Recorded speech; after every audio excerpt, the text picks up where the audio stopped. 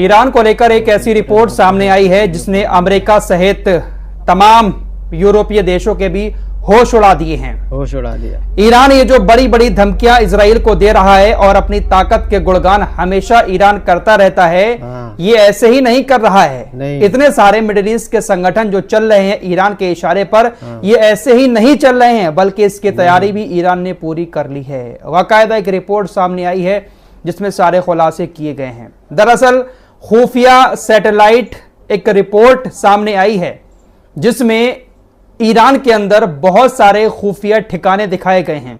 Iran की राजधानी Tehran से सटे हुए मोडारेस और खोजर इलाके में ईरान के कुछ ऐसे गोदाम हैं जहां पर मिसाइल, ड्रोन और रॉकेट बनाए जाते हैं। खुफिया सैटेलाइट से ली गई तस्वीरों के जरिए जारी की गई रिपोर्ट में यह बात बताई गई है कि इन इलाकों में जो गोदाम है ईरान के बने हुए, वहां पर काफी हलचल रहती है। रिपोर्ट में दावा किया गया है कि ईरान इसी जगह पर बहुत सारी मिसाइलें और ड्रोन बना रहा है।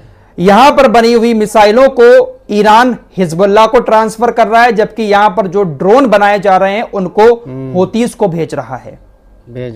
लगभग मिडिल ईस्ट के अंदर ईरान के पास इस वक्त 3000 मिसाइलें हैं, ऐसे दावे इस रिपोर्ट में किए गए हैं। और जो मिसाइल हैं, ऐसे ढांचे ईरान के पास मौजूद हैं जिसमें परमाणु हथियार भी ले जाए जा सकते हैं।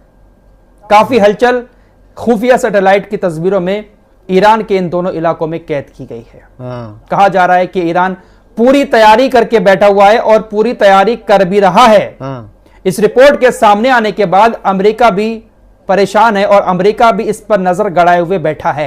इस रिपोर्ट में 2 अमेरिकी शोधकर्ताओं के हवाले से बताया गया है कि ये सैटेलाइट तस्वीरें वहां मिसाइल उत्पादन के बढ़ावे को दिखाती हैं। रिपोर्ट के मुताबिक ईरान के 3 सीनियर अधिकारियों ने भी इस बात की पुष्टि की है कि हां, हमारे यहां पर बड़े बड़े कारखाने, गोदाम बने हुए हैं और हमारी मिसाइलें यहां पर बनाई जाती हैं। तो ईरान ऐसे ही बड़ी बड़ी धमकियां नहीं देता है, ऐसे ही सैकड़ों रॉकेट और ड्रोन एक साथ इजराइल की तरफ लॉन्च नहीं कर देता है। ईरान के पास हथियारों का एक बहुत बड़ा जखीरा मौजूद है। इस बात को अब पूरी दुनिया जान चुकी है। इजराइल ने इसीलिए पलटकर ईरान के ऊपर हमला नहीं किया था जब ईरान ने वो भारी भरकम रॉकेट और ड्रोन इजराइल की तरफ लॉन्च किए थे। अमेरिका ने समझा दिया था कि भैया चुप होकर बैठ जाओ, क्योंकि ईरान कोई मामूली चीज नहीं है अब मिडिल ईस्ट के अंदर। फिलहाल ये बड़ी रिपोर्ट सामने आई है। दोस्तों, जितने भी संगठन इस वक्त अमेरिका इजराइल से पंगा ले रहे हैं, ये सारे के सारे ईरान के ही संगठन हैं। और अपने आप को सुपर पावर कहलवाने वाले इन देशों से पंगा लेना कोई मामूली बात तो है नहीं। कोई छोटा मोटा संगठन तो इनसे पंगा लेता ही नहीं है। हिजबुल्लाह, हूती, हमास, ये सब ईरान के संगठन हैं। ईरान बहुत कुछ कर रहा है। ईरान के राष्ट्रपति ने, आपको पिछली वीडियो में बताया था, बाकायदा ऐलान भी कर दिया है कि हम फिलिस्तीन को आजाद कराने के लिए तैयार हैं, कुछ भी करेंगे और बिना ही शर्त पर हम हिजबुल्लाह को भी सपोर्ट करने के लिए तैयार हैं। आपकी स्क्रीन पर ये हैं इजरायली सेना के रिटायर्ड जनरल इसाक ब्रिक। इन्होंने कहा, अगर नेतन्याहू ने हमास के साथ समझौते को फिर से खारिज कर दिया तो हम बंदियों को हमेशा के लिए खो देंगे। सीज फायर का जो समझौता आया हुआ है, अभी आया है, इस पर राजी नहीं हो रहा है नेतन्याहू। नहीं, आपको बता चुका हूं पहले कई बार। आगे कहते हैं कि समझौते को नकारना रेडियोधर्मी प्रभाव के बिना हम पर परमाणु बम गिराने जैसा है। हम अभी भी गाजा में लड़ रहे हैं, बार बार उन्हीं क्षेत्रों पर हमले कर रहे हैं। ये घुसपैठें लक्ष्यहीन हैं और इनसे हमारी बहुमूल्य जाने जा रही हैं। हम जो घुसपैठ कर रहे हैं ये कोई टारगेट नहीं है, हम किसी टारगेट पर नहीं पहुंच रहे हैं, बल्कि हमारे सैनिकों को अपनी कीमती जान गंवानी पड़ रही है। गाजा के अंदर घुसकर हम बार बार उन्हीं जगहों पर हमले किए जा रहे हैं। इजरायली सेना के पूर्व मेजर जनरल ने कहा कि हमारे सैनिक जो हैं वो जमीन के ऊपर जो इमारतें हैं उनको तो खत्म कर देते हैं, लेकिन सुरंगों के अंदर संचालित हमास को नहीं रोक पाते। हमास ने अपनी युद्ध पूर्व ताकत फिर से हासिल कर ली है और नए सदस्यों की भर्ती की है। जानते सब है मेरे दोस्तों, जो बातें मैं आपके सामने रखता हूं ये ऐसे ही नहीं रखता हूं, बल्कि सभी इजरायली अधिकारी जो पूर्व हैं वो सब जानते हैं कि हमास खत्म नहीं हुआ है, बल्कि नए लड़ाके हमास में शामिल हो गए हैं। हमास और ज्यादा ताकतवर हो चुका है गाजा के अंदर। इजराइल अपने मकसद, अपने उद्देश्यों को प्राप्त नहीं कर सकता क्योंकि उसने पिछले 20 सालों में 6 ब्रिगेड कम कर दिए हैं।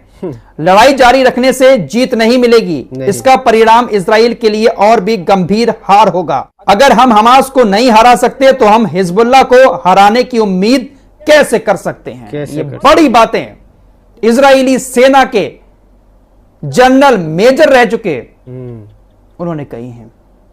तो छोटा मोटा आम आदमी भी तो नहीं कह रहा ये बात। सुबह ही मैंने एक इजरायली अधिकारी का, जो इस वक्त का अधिकारी है, उसका बयान दिखाया था। उसका कहना है कि हमास आने वाले 5 साल में भी खत्म नहीं होगा। लेकिन नेतन्याहू है जो अपनी जिद पर अड़ा हुआ है, कुर्सी बचानी है, नाक बचानी है। ट्यूनीशिया के राष्ट्रपति कैस सईद ने कहा कि जीत करीब है, पूरा फिलिस्तीन आजाद हो जाएगा और फिलिस्तीनी लोग यरूशलेम को अपनी राजधानी बनाकर अपना स्वतंत्र राज्य स्थापित करेंगे। विश्व एक नए चरण में प्रवेश करने लगा है। खबर लाल सागर से आ रही है। एक इजराइल से जुड़ा हुआ जहाज लाल सागर में था। निश्तुन से 180 समुद्री मील पूरब में इस जहाज के साथ काफी हंगामा हुआ पहले हुतीज का, जिसके बाद हुतीज ने इस जहाज पर हमला कर दिया।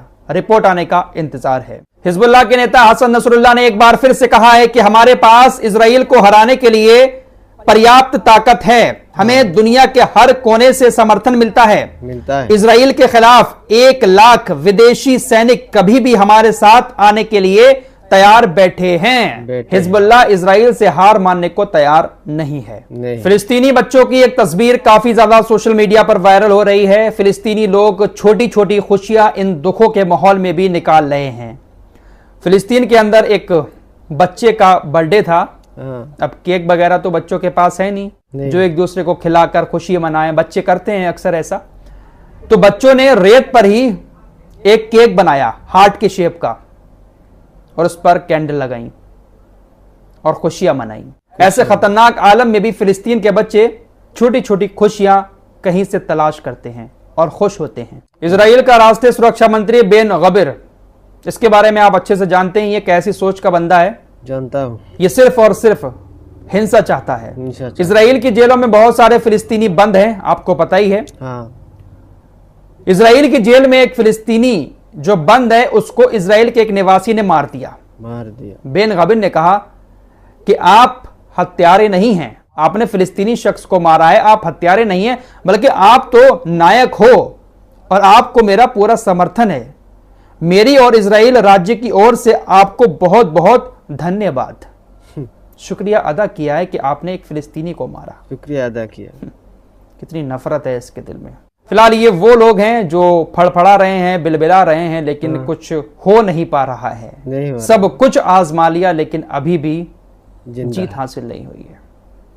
इस रिपोर्ट में इतना ही। मिलते हैं एक और नई वीडियो के साथ, तब तक के लिए अपना ख्याल रखिए। दोस्तों हमारे वीडियो पसंद आए तो फॉलो सब्सक्राइब जरूर कीजिए और साथ ही साथ शेयर भी कीजिए। मिलते हैं अगली वीडियो में, तब तक के लिए अपना ख्याल रखें। धन्यवाद।